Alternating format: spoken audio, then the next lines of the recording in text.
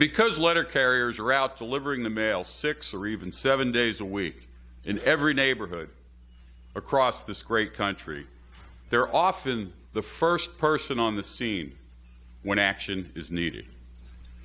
And you put those two things together, a willingness to go above and beyond when necessary, and a frequent presence in America's neighborhoods, and you get the kind of deeds that brought us all here today to celebrate.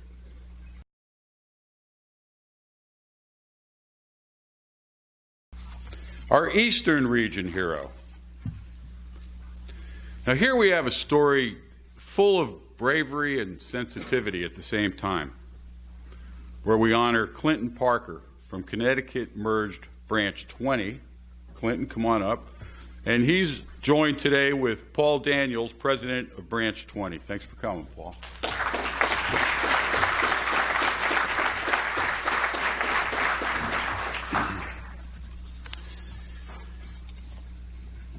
Wow. The day in question began like any other for Clinton as he delivered mail on his route. Soon, though, the 30-year carrier received a call from local law enforcement seeking his help with a nearby police standoff. Clinton, who has 27 years of military experience, 4 active duty Army and 23 in the Army Reserves, where he currently is a drill instructor. But anyway, he was escorted by the police to the scene. He knew only that shots had been fired and that a fellow soldier he knew was involved. The soldier's father had recommended Clinton to the police as someone who could help. Now, arriving shortly before noon, the letter carrier saw a neighborhood that was cordoned off. He had fired off a shot, and he had barricaded himself, Clinton said of the man. I was nervous and I was concerned because there were live weapons, and I didn't know what to expect. Nor did anyone else. Police and a SWAT team had surrounded the house in question after receiving a call that an armed man with post-traumatic stress disorder was threatening himself and others. As part of their effort to apprehend the soldier, police ordered the neighborhood's electrical power cut. Police didn't think they could de-escalate the situation without the man seeing a familiar face, but they also didn't want to risk Clinton's safety, given the man's agitated condition. After getting some advice by telephone from the man's Veterans Administration therapist, Clinton called the man. Our first attempt to reach the objective, to get him to surrender, was not successful, Clinton said. But with that communication, he knew that I was at the scene, but he wanted to actually see me. Clinton knew that the soldier had had 2 combat tours in Afghanistan and 1 in Iraq.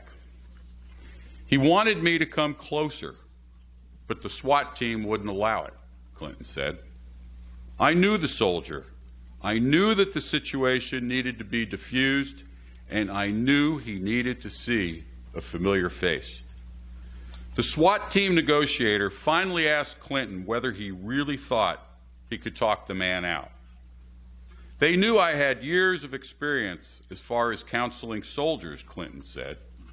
They knew I had been a platoon leader and had soldiers under my command who'd been to combat and come back. Police finally allowed the letter carrier to walk through nearby woods to a place where he could speak to the man without the need of a telephone, but only after the carrier put on a protective vest. With Clinton counseling him for more than an hour, the man finally agreed to peacefully surrender, but not until he could see Clinton in person. And again, police had another dilemma, but they finally agreed to let the letter carrier enter the doorway of the house after Clinton said he would take full responsibility if something happened. The carrier walked to the doorway with the SWAT negotiator, whom Clinton credits for the way he handled the entire situation, to his side and slightly behind. After some more conversation, the man laid down his weapons and, following instruction, he held his hands up and backed his way to Clinton, following the letter carrier's voice. It was stressful, very tense, Clinton said. By then, it was 7:30 p.m. The letter carrier had been at the scene for 8 hours, but his work wasn't done. They let me ride with him in the ambulance to the hospital, Clinton said.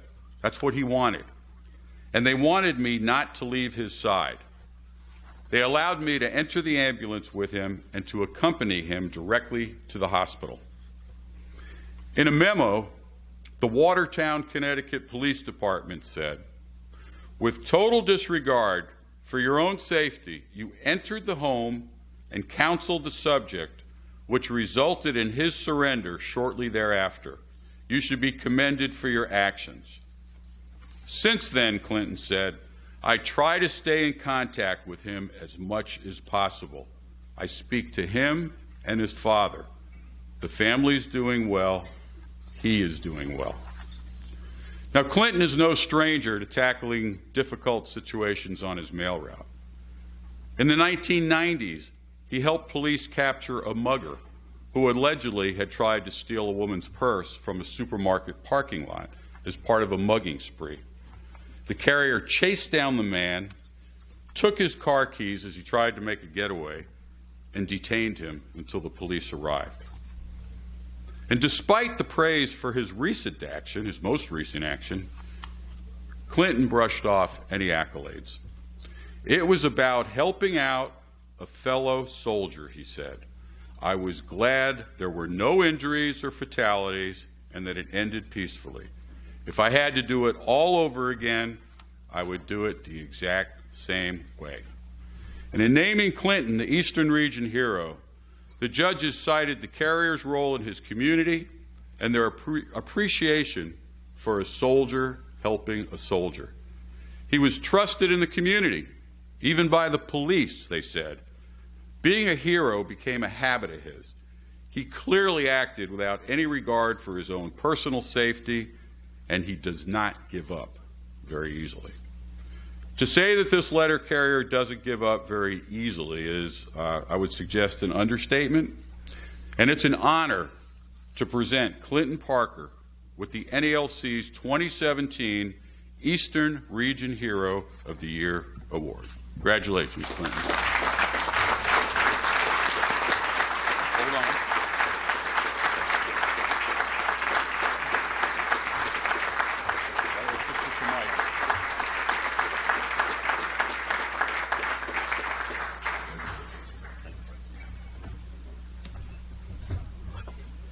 Postmaster General, Fred, NALC, the elected committee, it's an honor to be here today. I really don't consider myself a hero. I was just at the right place at the right time. The soldier today is doing quite well, getting all the help that he needs. I'll keep this short and sweet. Fred, it's been an honor. Likewise. Thank you.